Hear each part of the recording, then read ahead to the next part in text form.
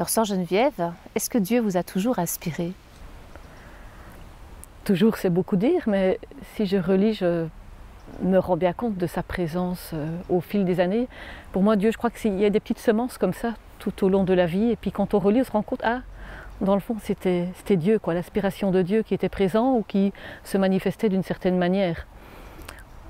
Alors sans doute que lui, il était présent, que moi, je n'y étais pas toujours, mais on sent quand même qu'il y a des moments qui font vivre, où on sent qu'il y a quelque chose de Dieu, quoi, qui est présent. Est-ce que vous vous souvenez du jour où vous avez décidé de lui consacrer votre vie? Alors, le jour... Le jour où je l'ai annoncé à mes parents, ça je m'en souviens bien. Alors un petit peu avant, oui, je me souviens plus ou moins du moment où j'ai vraiment décidé. J'étais dans une activité animée par des frères salésiens et des sœurs salésiennes dans un camp. Ça se passait en Italie, là donc où sont nos fondateurs. Oui, je vois encore le champ, la vigne, où on s'est arrêté pour faire un temps de partage. C'était un camp qui s'appelait Ephata, les jeunes sur le chemin de l'évangile, Ephata Don Bosco. Et donc on a partagé un petit peu ce qui nous faisait vivre. Et c'est vrai que là, plus ou moins, à mot caché, j'ai dit moi, et le salésien qui était là, il avait compris qu'il me semblait que ma vie, elle était pour Dieu, quoi, et donnée pour les jeunes aussi. Et je vois bien aussi un moment précis, dans la basilique à Turin, où j'ai dit ouvertement que je voulais faire confiance à Dieu et donner ma vie pour les jeunes. Oui. Mais pourquoi la communauté salésienne en particulier? Ou la famille salésienne? D'abord parce que, je crois, j'ai été voir ailleurs. Quand je me posais la question de la vie religieuse, j'ai aussi été voir ailleurs. Par honnêteté intellectuelle, je me disais, il faut que je connaissais déjà les Salésiens, les Salésiennes. Je me dis, mais ça ne veut pas dire que c'est nécessairement là. Et donc j'ai quand même voulu aller voir ailleurs. Et puis très vite, j'allais dire, je suis presque revenue à la maison parce que je sentais que leur proximité avec les jeunes, leur joie, leur désir d'annoncer vraiment Dieu aux jeunes, il me semblait que ça me ferait rester jeune. Et il y avait là quelque chose qui m'attirait vraiment dans la manière de faire avec simplicité, avec créativité, toujours en présence des jeunes. Donc c'est vrai que ça m'a beaucoup motivée. Aussi la dimension de la joie, beaucoup. Alors votre quotidien ici, qu'est-ce que c'est? Mon quotidien ici, mais d'abord, nous sommes une communauté de 5 sœurs. Dans la maison, nous vivons avec 18 jeunes. Donc ici, ce sont des étudiants qui sont donc à l'université ou dans une haute école. Et donc, on partage la vie avec eux, de manière particulière avec 10 au Don Bosco. Et donc, on a un projet de vie commune, parce que pour Don Bosco, ça c'est vraiment important, c'est de prendre du temps avec eux, d'être présent, de créer vraiment du lien avec eux, de les mettre en confiance, que quelque chose s'établisse pour qu'on puisse cheminer vraiment ensemble. Donc c'est une vie simple, je veux dire, je prends les repas avec eux, ils cuisinent, je cuisine, des temps informels aussi avec eux, on a des temps aussi de prière qu'on prend ensemble, qu'on partage à tour de rôle, qu'on prépare, des activités aussi, on essaye de favoriser le don de soi aussi aux autres, donc il y a des jeunes qui font de l'alphabétisation ou un travail dans une bibliothèque de quartier. Voilà, on essaye de vraiment porter des choses ensemble. Il y a ça ici dans mon quotidien, donc le repas, je veux dire, on est rarement rien qu'entre sœurs, on est souvent avec les sœurs et les jeunes, ou les jeunes et les sœurs, c'est comme on veut. Et alors aussi, dans le quotidien aussi, la présence aux jeunes adolescents, ici au niveau de la paroisse. Et donc ce qu'on appelle l'oratoire, et donc tous les vendredis, il y a une trentaine d'adolescents qui viennent de 16h30 à 21h30. Et l'idée, c'est aussi d'être avec eux, de passer du temps, de prendre du temps avec eux. D'abord pour les accueillir, pour des jeux informels, et puis on organise, et eux aussi, parce qu'il y a des aînés qui travaillent, une activité avec eux, ludique. Ou quand ils arrivent, on va à la cuisine, on cuisine ensemble aussi, parce qu'on mange ensemble. Et puis alors on a un temps de prière aussi ensemble avec eux, alors qu'on prépare aussi. Donc tous les vendredis soirs, il y a tout ce projet toujours de l'oratoire, et donc ça prend quand même pas mal de temps, parce qu'avec eux aussi, on vit, donc c'est en lien avec la paroisse, des week-ends, des pèlerinages. Ici, il n'y a pas longtemps, on est parti au Saint-Plon et à Assise, sur les pas de Saint-François.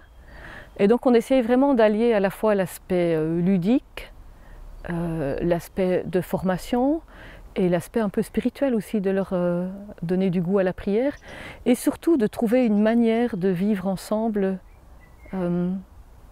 qui soit à la fois respectueuse, empreinte de valeurs, ou qui leur permettent de s'épanouir aussi, de grandir vraiment, et qu'il soit bien, je veux dire aussi. Et donc, voilà. Vous parlez de la prière. La prière, c'est important pour vous. Personnellement, qu'est-ce que ça vous apporte? Comment est-ce que vous Alors, priez, j'en vous dis, c'est le moteur de ma vie, la prière. Hein. C'est vraiment un moment, enfin c'est pas qu'un moment, parce qu'il y a les temps de prière formelle, mais il y a j'ai envie de dire, une vie d'union à Dieu. Enfin voilà. Alors les moments plus formels, bien sûr, qu'on prend du temps le matin pour prier d'abord personnellement la parole de Dieu, enfin essayer de nous mettre ensemble à l'écoute de Dieu, de le contempler dans sa parole, d'essayer de percevoir comment le Seigneur il entre en relation avec les personnes, quel chemin il fait avec elles, comment il les touche, enfin tout ça, essayer de s'en imprégner, de se laisser interpeller aussi par sa manière à lui d'être dans l'Évangile. Ça c'est déjà une manière vraiment importante. Puis on a bien sûr la prière de l'Église qui est la liturgie des heures. Hein, on prie aussi à partir des laudes et les vêpres.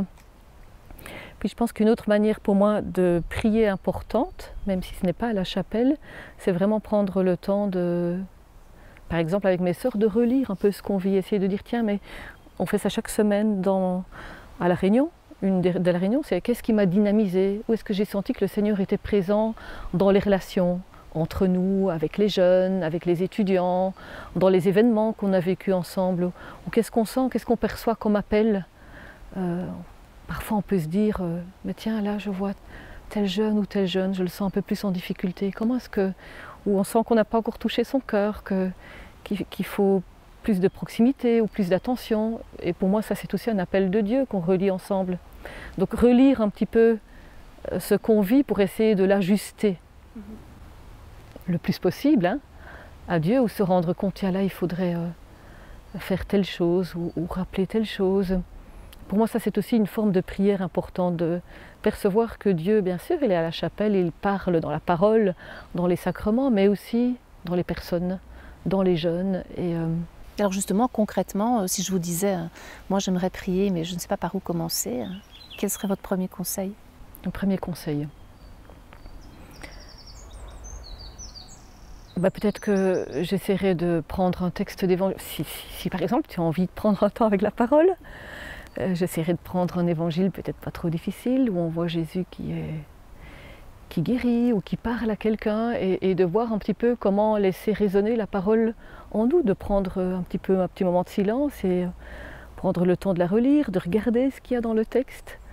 Je dis ça parce que j'ai fait ça récemment avec des animateurs. On a aussi un patro ici, et donc on essaye d'accompagner des animateurs du mouvement de jeunesse, et comme eux accompagnent aussi dans la recherche de sens, ils voulaient apprendre aussi comment faire, parce qu'on voulait leur demander d'animer aussi ce temps de recherche de sens. Donc c'était une Eucharistie avec la parole de Dieu. Donc ils ont choisi la parole de Dieu et on a commencé par faire un partage ensemble. Mais essayer de sortir des idées toutes faites ou de l'aspect un peu moralisant qu'on peut avoir parfois, et de se dire tiens mais qu'est-ce que le texte me dit vraiment?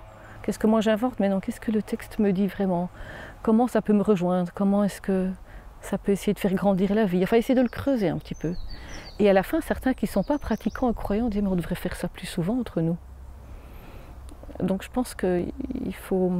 Oui, la parole est un levier intéressant et vraiment important. Alors est-ce que la foi c'est un long fleuve tranquille? Non. C'est un long fleuve mais pas toujours tranquille. Parce que... Est-ce qu'on est à l'abri du doute? Non, je ne pense pas. C'est un cheminement parce que c'est quelque chose qui se creuse en fait. Et comme les événements, on ne les connaît pas à l'avance, hein, ce qui arrive parfois d'heureux, parfois de plus difficile, ça remet toujours sur le chantier notre foi, notre manière d'y voir Dieu présent, mais aussi de nous confier au Seigneur, d'aller de l'avant, de faire confiance, de nous en remettre à lui. Non, ce n'est pas un long fleuve tranquille. Après, quand on relit, parfois on se rend compte, mais vraiment... Et parfois ça me réjouit de me dire, oui vraiment, quand je relis, le Seigneur vraiment travaille, quoi. Il est à l'œuvre, il est présent, quoi. Il ne nous laisse pas tout seul. Mais ça demande aussi de ma part un investissement, je veux dire, hein. Un acte de foi et de s'en remettre à lui de tout notre cœur, jour après jour, avec les événements qui arrivent, oui. Alors il y a un nouveau challenge qui s'ouvre à vous d'ici peu. Qu'est-ce que ça vous apporte? Alors c'est vrai que c'est un défi, hein, parce que bon, on unit nos deux provinces de Belgique et de France, puis il y a deux communautés en Tunisie. Alors la France, les sœurs sont beaucoup plus nombreuses qu'en Belgique. Et avoir choisi une Belge, voilà, bon, j'étais étonnée parce que ce n'est pas une réalité que je connais. Si, on a eu pas mal de contacts, mais quand sœur Yvonne, la responsable générale, m'a appelée et qu'elle m'a demandé, elle m'a dit, mais tu vois Geneviève, peut-être qu'il faudra élargir ton cœur. Parce qu'il y a beaucoup de jeunes et beaucoup de sœurs, plus que maintenant, hein, voulait-elle dire, qui vont devoir y rentrer. Et je pense que c'est vrai, que le premier défi, c'est vraiment d'élargir le cœur, l'ouvrir pour apprendre à aimer aussi, à rejoindre ces personnes d'abord dans la bienveillance et pour essayer de percevoir les ressources aussi qui sont là, parce que c'est ensemble qu'on va pouvoir travailler, mais le challenge c'est vraiment d'élargir vraiment le cœur et de faire confiance aussi que, voilà, moi de donner ce que je peux en écoute, en recherche, mais en me disant que je ne suis pas toute seule, qu'il y a mes sœurs, qu'il y a les jeunes, que Dieu parle aussi à travers mes sœurs, les jeunes, à travers les membres de la famille salésienne, et puis qu'il y a le projet aussi qui nous porte, qui est de faire vivre ce charisme de Don Bosco, qui je pense a quelque chose à dire, à porter pour les jeunes d'aujourd'hui encore. Don Bosco, il est toujours bien d'actualité alors pour vous? Je pense que sa manière de rencontrer, d'aimer les jeunes, d'essayer de les rejoindre est encore pertinente pour aujourd'hui, vraiment, parce que c'est quand même un chemin de confiance, de bienveillance. Enfin, lui disait sans affection, pas de confiance, sans confiance, pas d'éducation. Autrement dit, vraiment avoir ce défi de faire confiance aux jeunes qui sont capables de quelque chose, s'ils sont bien accompagnés, pas seulement de quelque chose de beau, s'ils sont bien accompagnés et de leur ouvrir un avenir et de croire que même un jeune blessé, s'il est respecté, s'il est aimé, mais ça passe dans du concret, hein, dans un projet qu'on fait avec lui, dans du temps passé avec lui, parfois en étant cadré, mais surtout en étant aimé aussi, il peut finalement se faire confiance à lui-même et risquer quelque chose et croire qu'il peut s'en sortir, qu'il peut réussir quelque chose. C'est ainsi par exemple que pour le bicentenaire, on va mettre au point une comédie musicale, et le défi c'est vraiment de faire monter sur scène des jeunes, des adolescents, pour qui c'est pas facile, hein, de chanter, de danser devant les autres, en étant coachés vraiment par des professionnels, mais l'objectif c'est vraiment qu'ils puissent grandir dans la confiance en eux-mêmes, dans le travail sur eux-mêmes, dans le travail de groupe, pour découvrir qu'ils sont capables de bien plus que ce qu'ils n'imaginent. Bien sûr que ça va leur demander un travail, mais vraiment faire des expériences où ils puissent se souvenir qu'ils ont été capables de quelque chose, enfin, emmagasiner quelque chose de positif dans la mémoire qui permet d'avoir confiance en soi, et puis du coup aussi confiance en l'autre et avoir du bagage pour continuer. Merci, bonne chance alors pour votre nouvelle mission. Merci.